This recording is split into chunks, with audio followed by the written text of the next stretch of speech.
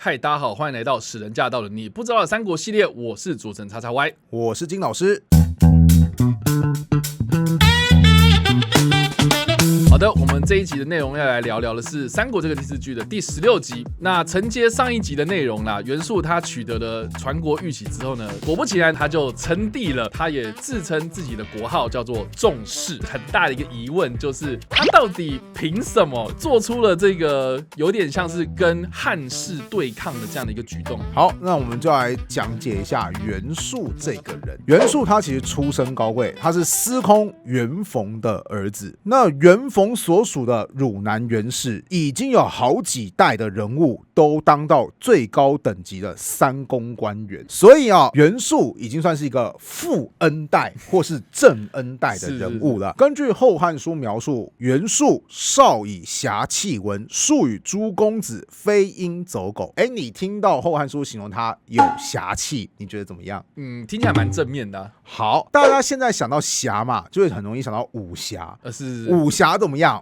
每个人都是正义的化身，路见不平拔刀相助嘛，对不对？但很抱歉，其实侠最早的解释是一个很糟的形容词。韩非子曾经说过：“儒以文乱法，侠以武犯禁。”什么意思呢？就是说，这世界上有5种人很糟糕，文人就是儒生他们最喜欢怎么样？凭借他们的知识去挑战法律的漏洞。侠客这种人仗着他自身有武力，最喜欢去做出突破法律边界的事情。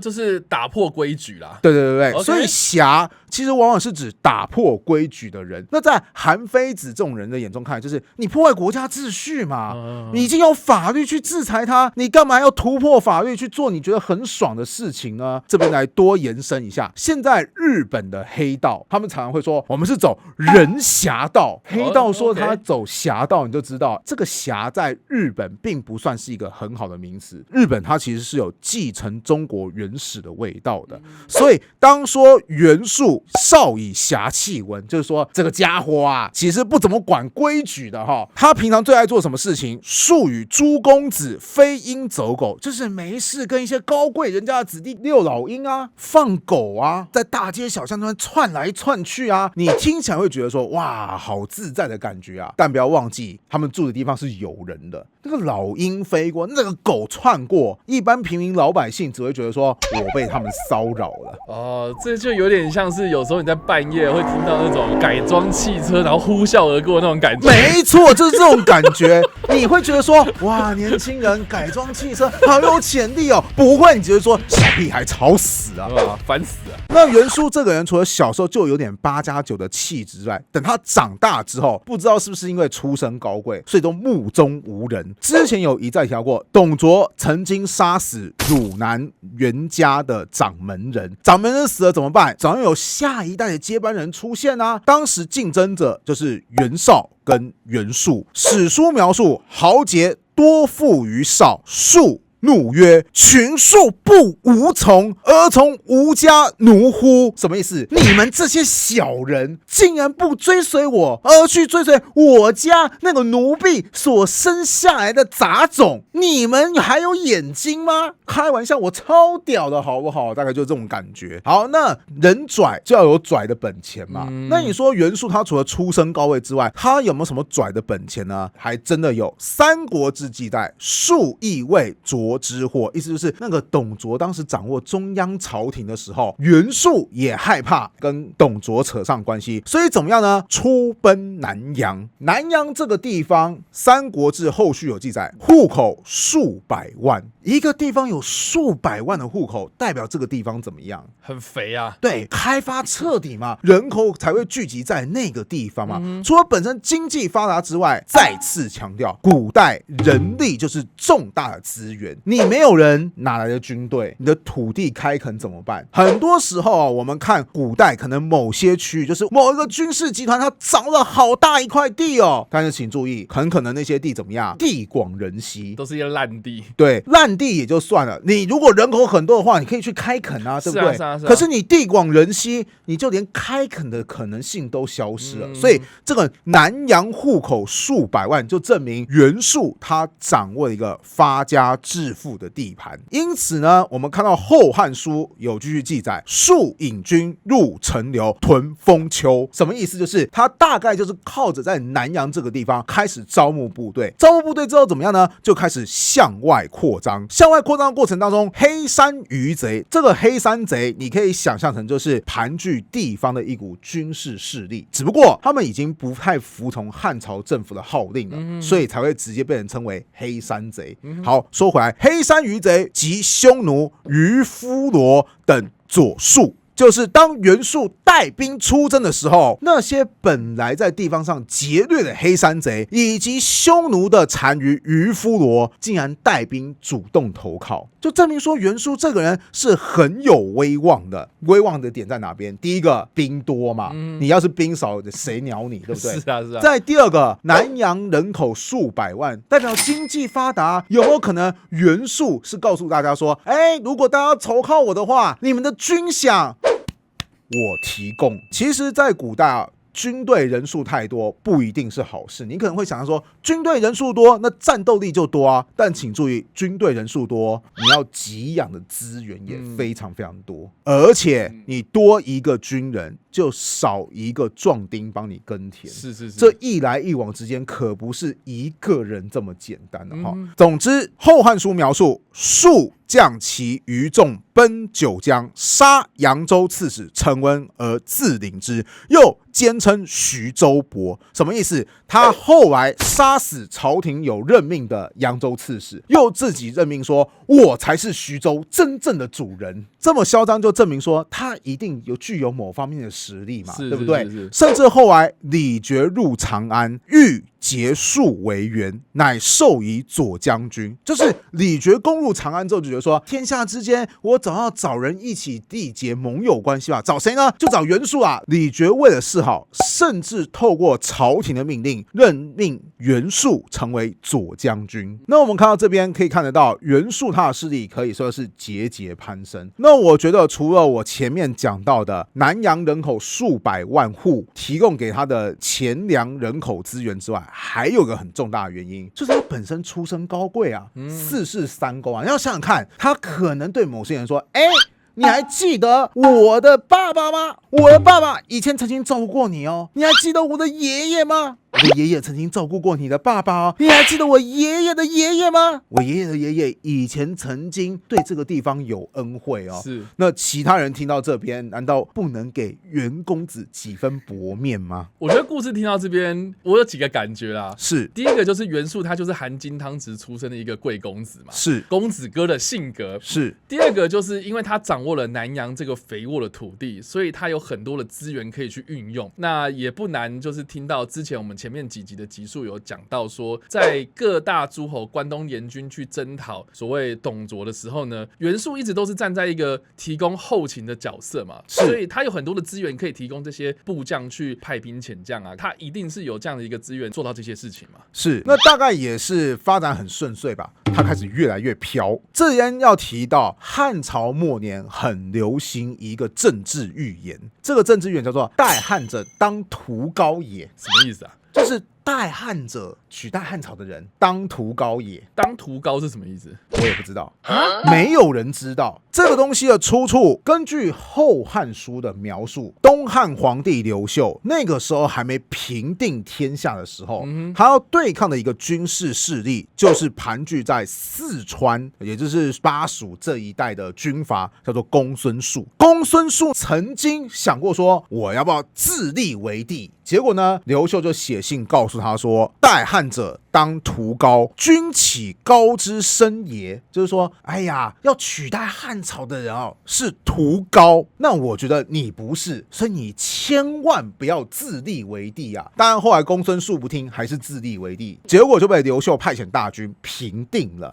好，从此以后开始出现一个很诡异的预言，就是刘秀你自己讲的哦，你身为一个忠心汉室的皇帝，你喊出代汉者当屠高，这个屠高到底是什么意思？对啊，到底是什么意思？这就给予很多人的解释空间嘛，对不对？结果袁术就表示说，代汉者当屠高嘛，对不对？我就是那个屠高。至于原因是什么，他说袁术字公路，跟屠高很像，所以我是屠高。这也太会扯了吧？我不知道，反正我已经不知道这是什么神逻辑了哈。对，如果你会觉得说啊，这是哪门跟哪门，这样都可以扯上边，那我们来看袁术的硬实力好了。袁术其实后来有把他的部下找过来说，袭周氏凌迟，则有缓文之霸，就是以前东周天子的势力衰微之后，有那个春秋五霸的齐桓公跟晋文公嘛。是。齐桓公跟晋文公虽然不是天子，但实际上他们的权力已经比天子还要更加的强大了。秦师其政，汉皆而用之。今孤以土地之广，士人之众，欲袭服于齐桓，拟基于高祖，可乎？什么意思？就是说，继续讲历史啊，就是说，当年秦朝搞得天下大乱。你看嘛，就兴起了汉高祖刘邦，天命在他嘛，他就取代了秦朝，成为了皇帝。那如今我袁术看说，我的土地这么的广大，投靠我的人这么的多，我想来当一回那个齐桓公跟汉高祖，手下你觉得怎么样？很明显的就是现在汉末也是天下大乱啊，是。那我是不是就是那个代汉者当屠高的那个屠高呢？哪边可以证明？最起码我土地广大我人多势众难道我不是吗？我不配吗？那其实袁术的部下大致上就有回答他说，我劝你是最好不要这么做至于那个屠高没有人能说得准是谁，我劝你也最好不要轻易认为你就是那个屠高。然后袁术听了怎么样？没有当场发作，但是脸色很难看，就说走。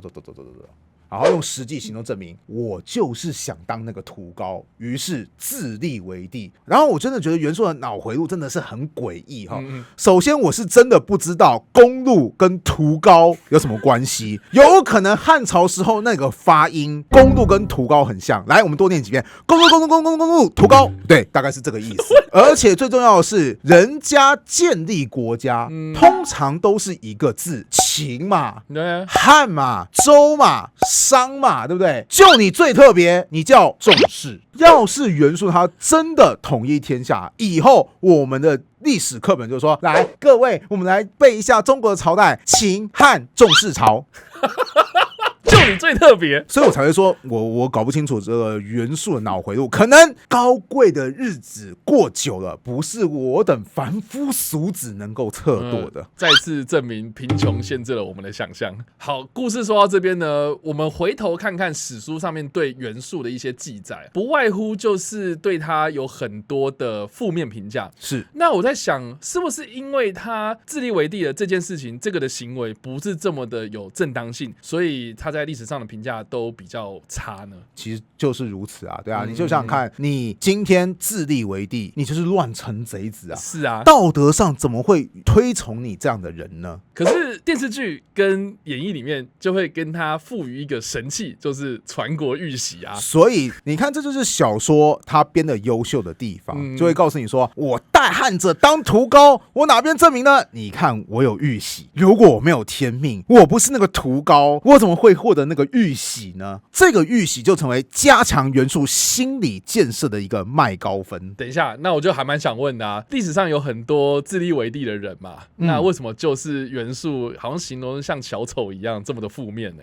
我觉得就是有人会说的那句话，历史是胜利者书写的。今天你袁术为什么评价那么差？因为你后来称帝失败OK， 电视剧有演到嘛，当他称帝之后，曹操当时已经奉天子以令不臣了嘛，说你这个家伙敢反抗东汉朝廷，来人一起围殴他。如果你还效忠东汉的话，那袁术后来在各方面势力的围殴之下，逐渐的衰弱，最后他的国家就这么灭亡了。所以他没有成功。后面写史书人当然就会写说，你看这个家伙是多么的愚蠢对，是多么的异想天开可是如果假设袁术他成功了，他真的扫平群雄，建立属于他自己的朝代之后，袁术素叫做开国皇帝啊，后面的人会怎么写他？重视太祖啊，而且怎么样，天生异象。所以跟你讲说什么哦，那个袁术出生的时候啊，哇，家里好像发生火灾一样，那个红光照满地面啊。这个其实是很多皇帝出生的时候什么天有异象，像那个汉高祖，根据一些史书的描述，还说什么啊，我的大腿上有72个痣。然后我其实想说，我这个密集恐惧症看了会觉得很恐怖哈，就一定要写一些就是天生异象，才能强化说为什么是这个人取得天下嘛，对不对？袁术他不是胜利者啊，他是战败者啊。后来的胜利者当然就会说，这个人你看有多么的糟糕，而我们击败了这个糟糕的人，证明我们是有道德的。自立为皇帝的人很多嘛，比如说后来曹操的儿子曹丕，他也推翻了汉朝啊。是啊是啊。可为什么曹丕没有负面评价？因为是汉献帝自己禅让给他的啊，这是一个原因。OK， 你看曹丕他就明显有智慧很多，他不像袁术说啊，我最屌，我最厉害，我要抢夺皇帝。你看多么的阿吧。我们之后会讲到曹丕他是用了很多手法告诉汉献帝说，位置交出来吧，演给大家看，是你汉献帝心甘乐意交给我的，我没逼你。当然实际上可能都在逼他。是。最重要的是，曹丕他也不是接班成为皇帝之后，结果没过多久就被全天下围殴，然后失去政权。曹丕他后来所建立的曹魏政权是有传了好几代下去的啊，所以后世人写他，当然也不会写到太差劲的地步，毕竟他也是那个时代的胜利者。好，所以故事说到这边呢，电视剧就演到了曹操举兵要讨伐袁术嘛，就为接下来的讨袁术的战争拉开了序幕。那不知道大家在听完这个故事之后有什么样的想法？欢迎在留言区留言，我们来跟你做互动跟讨论哦。你不知道的三国系列，我们下次再见，大家拜拜，拜拜。